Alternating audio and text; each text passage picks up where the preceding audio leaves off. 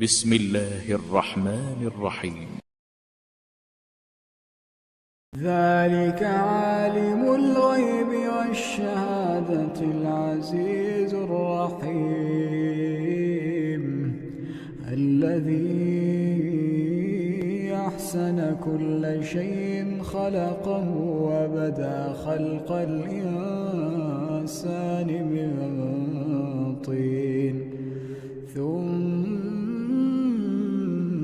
جعل نسله من سلالة من ماء مهين ثم سواه ونفخ فيه من روحه وجعل لكم السمع والأبصار والأفئدة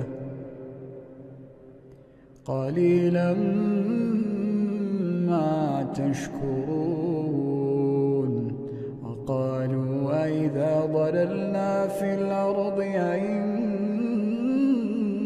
لفي خلق جديد بل هم بلقاء ربهم كافرون. قل يتوفاكم ملك الموت الذي وكل بكم ثم إلى ربكم ترجعون.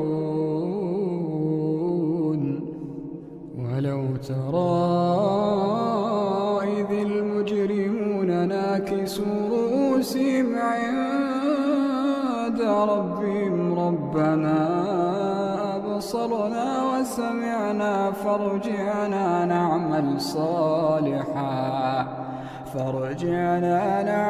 صالحا إنا موقنون.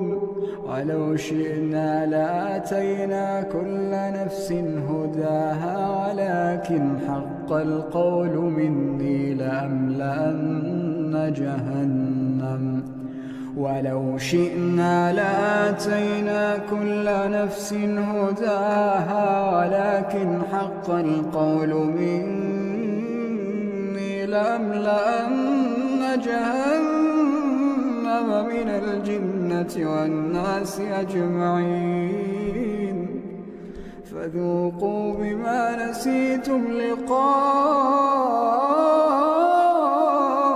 يومكم هذا إنا نسيناكم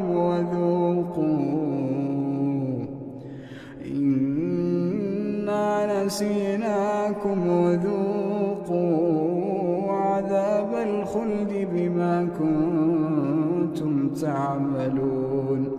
إنما يؤمن بآياتنا الذين إذا ذكروا بها خروا سجدا وسبحوا بحمد ربهم وهم لا يستكبرون.